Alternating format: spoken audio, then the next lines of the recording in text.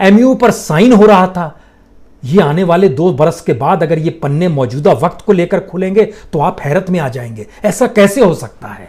देश के भीतर तो गुस्सा है, देश में तो चीनी सामानों के बहिष्कार करने, तोड़ने फोड़ने की स्थितियां पैदा हो रही है, फिर सरकार समझौता कर लेगी।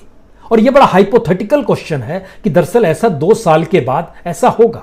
यकीनन अभी हम कह रहे हैं, लेकिन 2 साल के बाद यह क्यों होगा कोई भी कह सकता है। तो हमें लगता है कि किसी भी सत्ता को समझने के लिए या नेता को समझने के लिए उसके ऊपर जो जिम्मेदारी है, उन जिम्मेदारियों को लेकर वह का जो विजन है और जिस स्तर पे वो काम करता है, इसे समझना चाहिए। 15 तारीख को गलवान घाटी में हिंसक झड़प हुई, भारत के 20 जवान शहीद हो गए, उसमें एक कर्नल स्तर के भी अधिकारी थे। 7 दिन ही तो हुए हैं, आज 22 तारीख है। लेकिन याद कीजिए डोकलाम में एक तरफ तिब्बत, एक तरफ भूटान, एक तरफ भारत, और पतली सी मुर्गे की गर्दन की तरह उसको कहा जाता है वो है। और वहां पर चीन अगर कब्जा करने की दिशा में बढ़ रहा था और कब्जा कर लेता तो पूरा नॉर्थ ईस्ट का इलाका जो है वो भारत से कट जाता।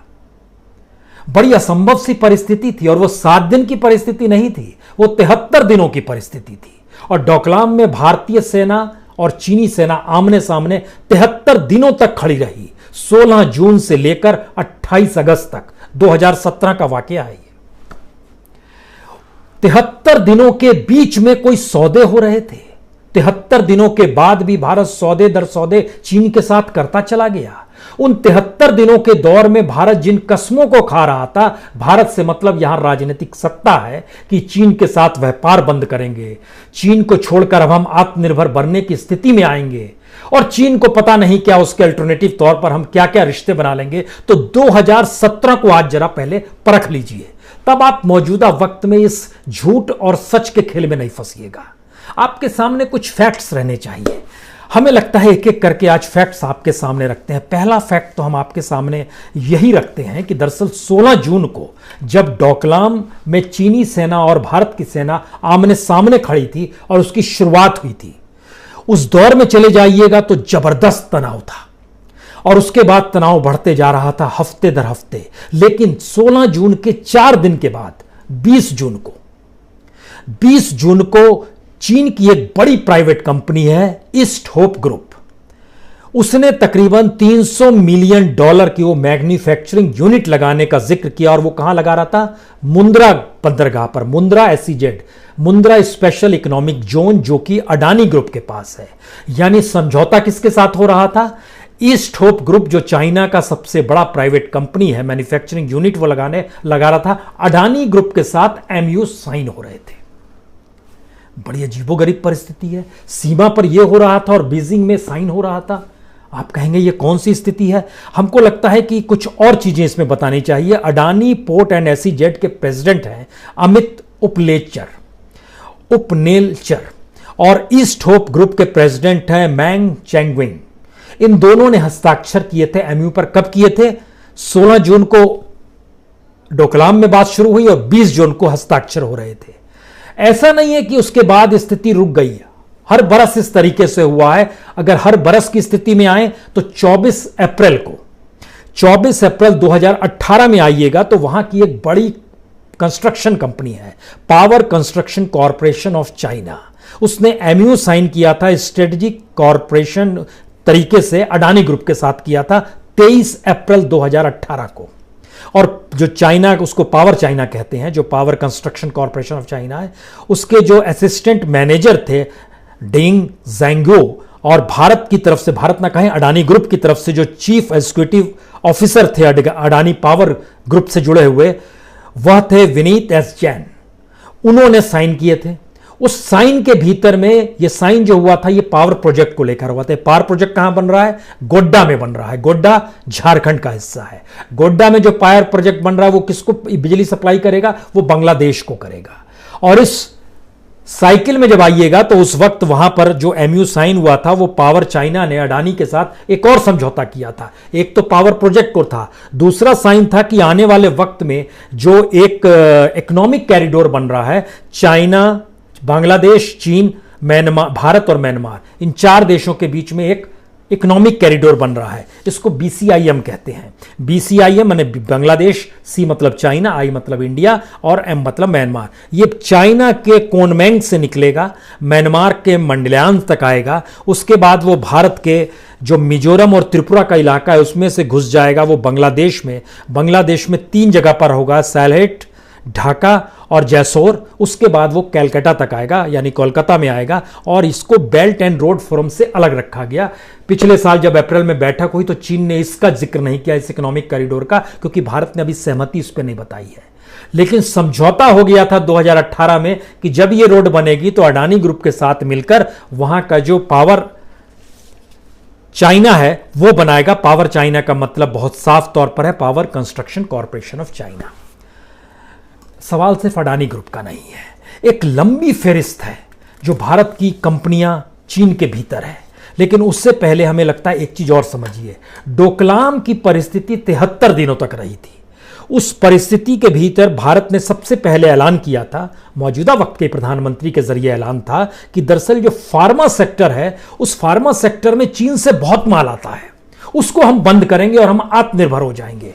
अब आप सोचिए 2017 में जब डोकलाम की घटना हो रही थी तब 818 करोड़ रुपए का माल चीन से भारत आ रहा था, और डोकलाम के बाद अभी की स्थिति में आइएगा तो बढ़कर हम लोग पहुंच गए हैं 1149 करोड़ पे, यानी लगभग 330 करोड़ रुपए का इजाफा हो गया।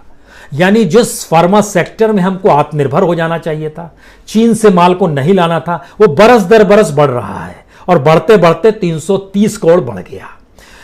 सबसे बड़ी बात तो यह है कि जो एक्टिव फार्मास्यूटिकल इंग्रेडिएंट होता है उसमें लगभग 70% चीन से आने लगा, जो डोकलाम के वक्त में लगभग 60% आता था, 10% उसमें इजाफा हो गया। जो पेंसिलिन है वो 80% अब हो गया है, जो पहले लगभग 70-72% आता था। जो इजिथ्रोमाइसिन है वो पहले 80% आता था, अब 90% तक आ रहा है।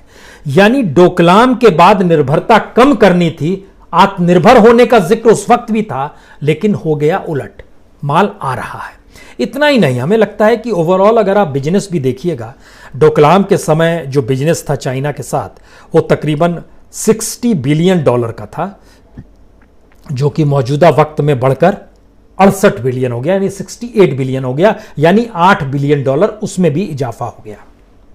भारत का भी इजाफा हुआ है, भारत लगभग 12 बिलियन से 16 बिलियन तक पहुंचा है, चीन के मुकाबले कम है, लेकिन भारत ने भी अपना माल खूब बेचा है। और इस खूब माल बेचने की परिस्थिति में हम कुछ कंपनी, हमने तो अडानी ग्रुप का नाम लिया चूंकि डोकलाम की घटना के वक्त ही MOU पर साइन हो रहा था, लेकिन देखिए दोस्ती का आलम क्या है दोनों देशों के बीच में। लगभग डोकलाम के बाद से 22 बैठकें भारत और चीन के बीच में हुई है व्यापार को लेकर कि व्यापार बढ़ाएंगे। डोकलाम में कहा जा रहा था व्यापार कम करेंगे, जैसे अभी कहा जा रहा है व्यापार खत्म करेंगे, कम करेंगे, चीनी माल नहीं लाने देंगे, कंपनियों को नहीं घुसने देंगे, फला प्रोजेक्ट रद्द कर दो, ये कर दो, वो कर दो। अभी तो 7 दिन ही हुए हैं, वो तो 73 दिन का खेल था।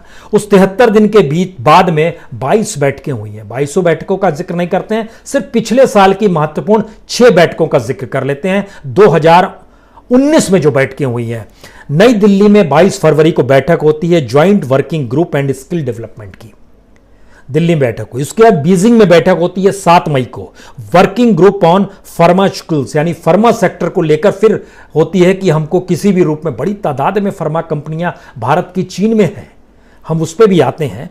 फिर उसके बाद सितंबर में 7 और 9 सितंबर में न्यू दिल्ली में एक स्ट्रेटेजिक इकोनॉमिक डायलॉग होता है दोनों देशों के बीच में।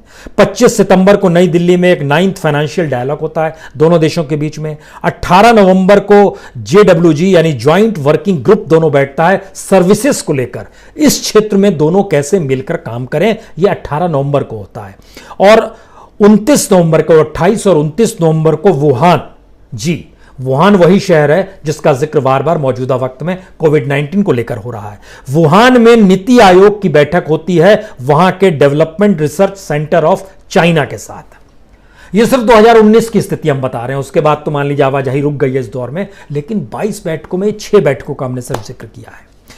अब जरा समझने की कोशिश कीजिए कि डोकलाम के बाद ही RBI ने बैंक ऑफ चाइना को इजाजत दे दी, कि लाइसेंस दे दिया कि वो भारत आकर बैंक खोल ले।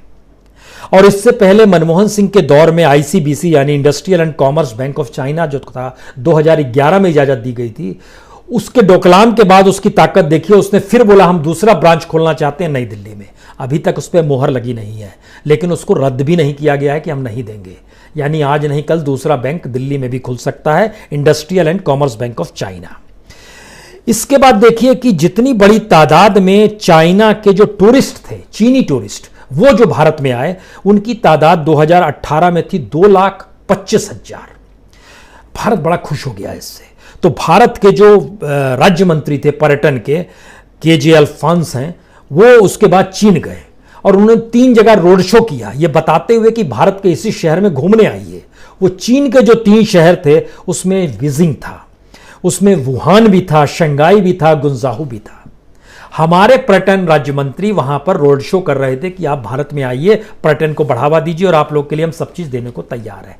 ये पहली एक स्थिति साफ होती है। दूसरी स्थिति आइए, हर सेक्टर में, एक तो फार्मा सेक्टर का हम जिक्र कर रहे थे, उसके बाद आइए ऑयल एंड गैस सेक्टर में दोनों देशों ने अक्टूबर 2018 में पेट्रोलियम सेक्रेटरी गए, एक समझौता किया, बीजिंग पहुंचे थे और उनके मंत्री फरवरी 2019 में भारत आए। तो पेट्रोलियम के क्षेत्र में समझौता आगे बढ़ता है। फिर डबल टैक्सेशन और एविडेंस एग्रीमेंट जो है ये हुआ था 1994 में, लेकिन उसकी मियाद थी वो पूरी हो रही थी, लेकिन उसको नए तरीके से मई 2018 में फिर साइन कर दिया गया और कर दिया गया ठीक है, अब डबल टैक्सेशन में भी हमारी सहमति हो गई। इसका मतलब ये हो गया कि किसी भी प्रोफेशनल को कोई मुश्किल ना हो, इसके लिए सोशल सिक्योरिटी एग्रीमेंट एक किया गया। यह तो पिछले दिनों ही किया गया, नवंबर में किया गया। यानी प्रोफेशनल्स जो हमारा काम करते हैं एक दूसरे के देश में, उनको हम लोग सोशल सिक्योरिटी देंगे। यानी चाइना का कोई अधिकारी अगर भारत में काम कर रहा है, हम अपने यहाँ के प्रवासी मजदूरों को कोई सोशल सिक्योरिटी नहीं देते हैं। हमारा पूरा अनऑर्गेनाइज सेक्टर जो है प्रवासी मजदूरों से जुड़ा हुआ, और इस देश के भीतर में अनऑर्गेनाइज सेक्टर के भीतर में लेबर्स की तादाद तकरीबन 45 करोड़ है। हम किसी को भी सोशल सिक्योरिटी नहीं देते हैं, लेकिन चीन के साथ सोशल सिक्योरिटी का समझौता हो गया। यह हुआ है 13 से 15 नवंबर 2019 बैठक हुई और उसके बाद मुहर लग गई उस पर। इसके बाद जो मेट्रो, हम लोग क्या आगे बढ़ना, मेट्रो रेल के डिब्बे जो हैं वो चीन से आने लगे। नागपुर में जो चलता है मेट्रो रेल, उसमें चीन के ही डब्बे लगे हुए हैं। समझौता है, अलग अलग देश राज्यों में दिया जाएगा, चीन के डब्बे बनकर आएंगे और वहां पर भारत के बाकायदा जो रेल के अधिकारी हैं, 320 ऑफिसर्स हैं, उनको ट्रेनिंग के लिए भेजा गया चीन। इसी दौर में डोकलाम के बाद की सारी स्थिति है, साउथ वेस्ट जियागो टेक्निकल यूनिवर्सिटी है शेंडोंग में, वहां पर दिया गया। अब आप सोचिए कि चीन की 100 से ज्यादा कंपनियां भारत में हैं, भारत की कंपनियां भी चीन में होंगी। हमने अडानी ग्रुप का जिक्र किया, इसमें रिलायंस ग्रुप भी आता है जिसकी कंपनीज चीन में है और एक लंबी फहरिस्त है। सवाल इन कंपनियों का नहीं है, doctor Reddy's laboratories, Aurobindo pharma, matrix pharma, Bharat force, NIIT, उसमें देखिए कंप्यूटर के क्षेत्र में या टेक्नोलॉजी के क्षेत्र में देखिए NIIT, इन्फोसिस, TCS, एप्टेक, विप्रो, ये सभी चाइना में है। Mahindra and Mahindra, SL packaging, Suzlon energy, Reliance industry, Mahindra and Mahindra, Tata sons, बेनामी सीमेंट्स, सुंदरम फास्टनर्स, ये सभी कंपनियां चीन में भी हैं। अब जब इन कंपनियों पर आंच आएगी, अगर समझौते टूट जाते हैं तो इनका एक दबाव होगा सरकार पे। सरकार कैसे करेगी? और क्या ये इस दौर में बिजनेस नहीं कर पा रहे होंगे? सरकार ने जो ये कहा है कि FDI पड़ोसी देशों पे जो आएगा सरकार की निगरानी में होगा। हमारे पास भी जानकारी और सरकार के पास भी जानकारी होगी कि आपको जानकर हैरत होगी, इस देश के भीतर में दर्जनों नहीं, बड़ी तादाद में बहुत सारी कंपनी ब्यूरोक्रेट्स के जरिए किसी तरीके से मोहर लगवाना चाहते हैं कि चीन से हम FDI ले सके। यानी भारत ने रोका नहीं है चीन के FDI को, कहा है कि सरकार के नियंत्रण में होगा, निगाहों के तहत होगा, तो उस निगाह को लेने के लिए अब FDI आएगा। इसके मतलब कई हो सकते हैं। इसका मतलब यह हो सकता है कि आपने सीधे रोका नहीं है तो एक रास्ता खुला रखा है। इसका दूसरा मतलब हो सकता है जो FDI लेगा वो जाहिर है कुछ कमीशन देगा, करप्शन यूं ही तो नहीं आता है, तो ब्यूरोक्रेट्स की भूमिका उसमें बड़ी हो जाती है। और भारत मौजूदा वक्त में ब्यूरोक्रेट्स के जरिए चल रहा है, क्योंकि इस देश के भीतर में किसी भी पॉलिटिशियंस की क्या हैसियत है, किसी भी मंत्री को देख लीजिए, उसके कद दायरे, उसके बयान, उसका अपना मंत्रालय को लेकर काम, निर्णय, आपको कुछ भी नजर नहीं आएगा। आप कहेंगे ये वाकई आप सही कह रहे हैं, जो स्थिति आ गई है। लेकिन अगर ये सारे समझौते होते चले जा रहे थे और इतनी बड़ी तादाद में अगर उस दौर में हो रहे थे, तो मौजूदा वक्त की कॉपी जब 2 बरस के बाद खुलेगी तो अब क्या होगा? हमें लगता है कि मौजूदा वक्त में हाँ, पता नहीं क्यों, याद कीजिए 1961-62 संसद के भीतर अक्साई चीन का मामला उठा था। अक्साई चीन का जब मामला उठा तो उस वक्त नेहरू ने कहा कि दरअसल वह एक बंजर जमीन है जहां घास तक नहीं उगती। और आपको जानकर हैरत होगी, उस वक्त भी कांग्रेस के भीतर के एक सांसद खड़े हो गए, महावीर त्यागी थे। महावीर त्यागी वही थे जो फिफ्थ फाइनेंस कमीशन में चेयरमैन भी रहे थे और उनका नेहरू फैमिली से अच्छा रिश्ता था। उनका जेपी आंदोलन में भी भागीदारी थी। उनकी मृत्यु 1980 में हुई है संभवतः। ये महावीर त्यागी जो थे ये खड़े हो गए और उन्होंने कहा कि मेरे सिर पर एक बाल नहीं उगते हैं, तो क्या मेरे सिर का कोई कीमत नहीं, मेरे सिर की कोई मत, मैं अपनी गर्दन कटवा दूं? पार्लियामेंट के भीतर दिया गया। इतना ही नहीं, जब चीन के साथ युद्ध हुआ तो ठीक उस समय, उस दौर को याद कीजिएगा, तो उस समय नेहरू ने संसद के भीतर कहा था हम अपनी 1 इंच जमीन भी चीन को नहीं देंगे। उस वक्त भी कांग्रेस से जुड़े, प्रजा सोशलिस्ट पार्टी से जुड़े हुए थे, हरि विष्णु कामत होशंगाबाद के सांसद थे और उन्होंने पूछा था कि आपके नक्शे में 1 इंच कितने मील के बराबर होती है। हमें लगता है कि ये सारी परिस्थितियां बतलाती है कि भारत कैसे धीरे धीरे डाइल्यूट करता चला गया।